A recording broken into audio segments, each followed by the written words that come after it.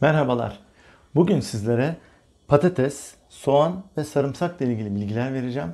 Marketten veya pazardan satın almış olduğumuz bu poşetlerle satın almış olduğumuz patates, soğan ve sarımsağı nasıl muhafaza etmeliyiz? Muhafaza koşulları nasıl olmalı? Birlikte mi muhafaza edilmeli? Ayrı mı muhafaza edilmeli? Bir takım püf noktalardan bahsedeceğim. Öncelikle şunu belirteyim. Pazardan, marketten almış olduğumuz, çünkü taşımayı bu poşetlerle yapıyoruz. Bu şekilde aldığımız patatesi, soğanı, sarımsağı asla poşette bekletmeyeceğiz. Bu en önemli kural. Çünkü poşette beklerse hem çürüme hızlanır, hem filizlenmeleri çok olur. Çok daha çabuk kaybedebiliriz ürünümüzü. Patates aldığımızda patatesten başlayalım. Patatesi böyle bir kabınızın içerisine bir bez torba olabilir. Mümkünse bez olsun. Naylon gene olmasın. Naylonla temas etmesin. Çünkü naylon kızışmasına yol açabiliyor gıdaların. Bez torbalarda saklamak çok önemli. Ağzını da kapatmıyoruz. Bu şekilde ağzı açık bir vaziyette aldığımız patateslerimizi yerleştiriyoruz. Ve satın alırken patatesleri yumuşak olmayan, mümkünse sert patatesler, üzerinde filizlenme olmayan patatesleri almak lazım. Örneğin burada bu görmüş olduğunuz patates filizlenmiş.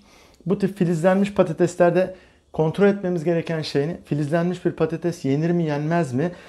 Bakmamız gereken en önemli kriter, patates yumuşak mı, büzüşme var mı üzerinde? Eğer et gibi yumuşadıysa o patatesi kullanmayın, imha edin. Ancak böyle sertse, şu an ben de bakıyorum, sertse bu görmüş olduğunuz filizleri 1 santim kadar derinden kesip bir kontrol edelim. Bakın şöyle beraber bakalım. Şöyle filizin olduğu yerden kesiyorum. Alt tarafında bakınız çok minik bir leke gibi bir durum var. Yani uzantısı o dokunun. Şöyle biraz daha derin daldığımda artık bakınız bu patateste hiçbir kusur yok. Buraları sert. Önemli olan patatesin şu dokularının sert olması gerekiyor. İç kısımlarında yumuşama yoksa, kararma, çürüme, böyle pis bir koku yoksa, patatese özgü güzel mis gibi bir koku varsa bu patates tüketilebilir. Bu patatesi bu şekilde kullanabiliriz. Poşetleri kullanmıyoruz. Poşetleri belki çöp poşeti olarak kullanabilirsiniz. Gelelim şimdi soğanımıza. Soğanı da patates gibi poşetinde satın aldıktan sonra poşetinde bekletmeyeceğiz. Ve satın alırken de bu şekilde böyle sert, yumuşak olmayan soğanların olması gerekiyor. Soğanlarımızı da aynı şekilde patatesteki gibi bez geçirilmiş kaplara koyacağız. Üzerine örtmeyeceğiz. Bu şekilde. Soğanda yalnız dikkat etmemiz gereken şu noktalarda böyle siyahlıklar yoğunlaşırsa, özellikle şu dip kısımlarında çürüklerin olmamasına, bastırdığınızda yumuşama olmamasına çok dikkat edelim. Filizlenmiş soğan 3-5 santim kadar makuldür. Makul olur. Ancak bunun daha fazlası şunu gerektirir. Açtığınızda soğanınızı, soğanın içinde çürüme, sulanma, pis bir koku varsa öyle bir soğan almamak gerekiyor. Bekletirken böyle bir şeyle karşılaşırsak soğanda, o soğanları tüketmemekte fayda var. Dediğim gibi soğanlarımızda az miktar filizlenme zararlı değil, aksine faydalı da. Ancak soğanlarda yumuşama olmayacak. Eğer çöpe atacağınızı düşündüğünüz bir soğansa, evinizde de bir saksı varsa, toprak varsa yarıya kadar kısmına, şu kısmına kadar, şu kısım değil, filizin çıktığı yer değil, alt kısımdan şuraya kadar toprağa gömebilirsiniz soğanı. Bu şekilde zamanla bunun tamamı filize dönüşecektir. Bu şekilde değerlendirebilirsiniz soğanlarınızı. Poşetleri yine aynı şekilde çöp poşeti yapabilirsiniz. Gelelim sarımsağa. Kuru sarımsak.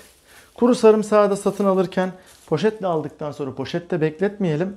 Çünkü poşette bekledikçe çürüme hızlanıyor. Bunun da poşette beklememesi gerekiyor. Özellikle de alabiliyorsanız bu sap kısımlarının yerinde olmasına fayda var. Sap kısımları yerinde olduğunda sarımsağın raf ömrü çok daha uzun oluyor. Atıyorum buradan kesilmiş bir sarımsağın ömrüyle şu şekildeki bir sarımsağın 3-4 kat fazla olabiliyor. Ve evinizde soğanı, patatesi, sarımsağı depolarken bu üçünü de buzdolabı koşullarında saklamıyoruz. Çünkü buzdolabı rutubetli bir ortam. Rutubetli bir ortam olduğu için de hızlı bir şekilde çürümelerine, bozulmalarına, filizlenmelerine, hatta yeşillenmelerine sebep oluyor patateslerin.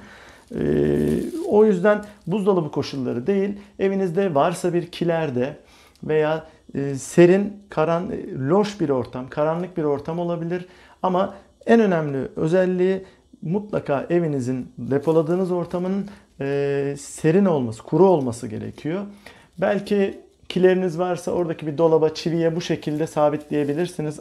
Askıda durabilir sarımsaklarınız. O şekilde birbiriyle de rahat hava alabildiği için ömrü çok daha uzun olacaktır. Tekrar alacak olursam patatesimiz, sarımsağımız, soğanımız birbiriyle aynı kapta olmayacak. Birbirinden bağımsız olmaları gerekiyor. Eğer aynı kapta olurlarsa hem patates hem soğan sıkıntı yaşıyor. Patateste filizlenmeler çok oluyor. Soğanda keza filizlenmeler oluyor, çürümeler hızlanıyor. Dolayısıyla bunları ayrı kaplarda muhafaza etmekte fayda var. Hepinize teşekkür ederim.